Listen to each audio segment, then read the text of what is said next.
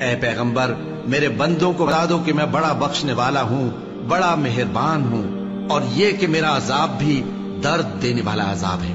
اور ان کو ابراہیم کے مہمانوں کا احوال سنا دو۔ جب وہ ابراہیم کے پاس آئے تو سلام کہا۔ انہوں نے کہا کہ ہمیں تو تم سے ڈر لگتا ہے۔ مہمانوں نے کہا کہ ڈریے نہیں، ہم آپ کو ایک دانشمند لڑکے کی خوشخبری دیتے ہیں۔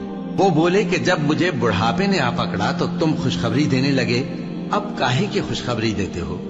انہوں نے کہا کہ ہم آپ کو سچی خوشخبری دیتے ہیں، سو آپ مایوس نہ ہوں۔ ابراہیم نے کہا کہ اللہ کی رحمت سے مایوس ہونا تو گمراہوں کا کام ہے۔ پھر کہنے لگے کہ فرشتوں، تمہارا اصل کام کیا ہے؟ انہوں نے کہا کہ ہم ایک گناہگار قوم کی طرف بھیجے گئے ہیں کہ اس کو عذاب کریں، مگر لوط کے گھر والے کہ ان سب کو ہم بچا لیں گے، البتہ ان کی بیوی کہ اس کے لیے ہم نے ٹھہرا دیا ہے کہ وہ پیچھے رہ جائے گی۔ پھر جب فرشتے لوط کے گھر آئے تو انہوں نے کہا کہ تم تو ناآشنا سے لوگ ہو۔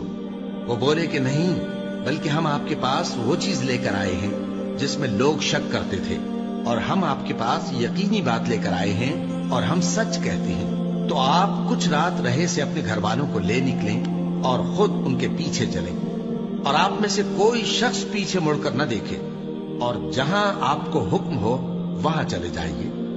اور ہم نے لوط کی طرف وہی بھیجی کہ ان لوگوں کی جڑ صبح ہوتے ہوتے کاٹ دی جائے گی۔ اور اہل شہر لوط کے پاس خوش خوش دوڑے آئے۔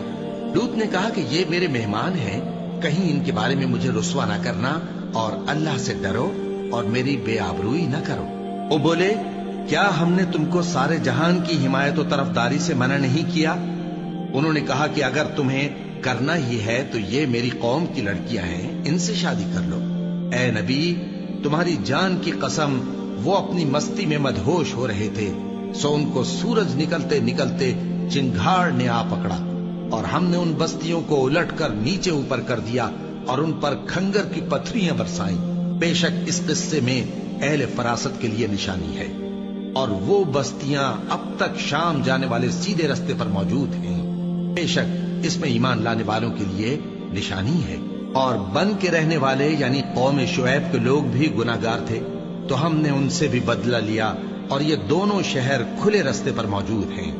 اور وادی ہجر کے رہنے والوں نے بھی پیغمبروں کی تکذیب کی، ہم نے ان کو اپنی نشانیاں دی اور وہ ان سے منہ پھیرتے رہے، اور وہ پہاڑوں کو تراش تراش کر گھر بناتے تھے کہ امن و اطمینان سے رہیں گے۔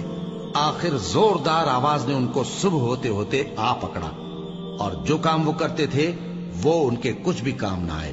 اور ہم نے آسمانوں اور زمین کو اور جو مخلوقات ان میں ہے سب کو تدبیر کے ساتھ پیدا کیا ہے، اور قیامت تو ضرور آ کر رہے گی، تو تم ان لوگوں سے اچھی طرح سے درگزر کرو۔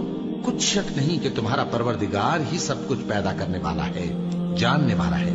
اور ہم نے تم کو 7 آیتیں جو نماز میں دہرا کر پڑھی جاتی ہیں، یعنی سورہ الحمد اور عظمت والا کلام عطا فرمایا ہے۔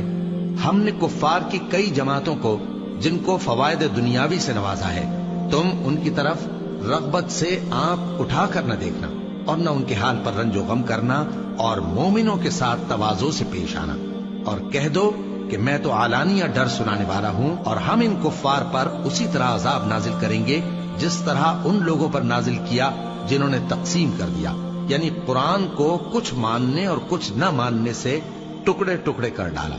سو تمہارے پروردگار کی قسم، ہم ان سے ضرور پرسش کریں گے ان کاموں کی جو وہ کرتے رہے۔ پس جو حکم تم کو اللہ کی طرف سے ملا ہے وہ لوگوں کو بے دھڑک سنا دو، اور مشرکوں کا ذرا خیال نہ کرو۔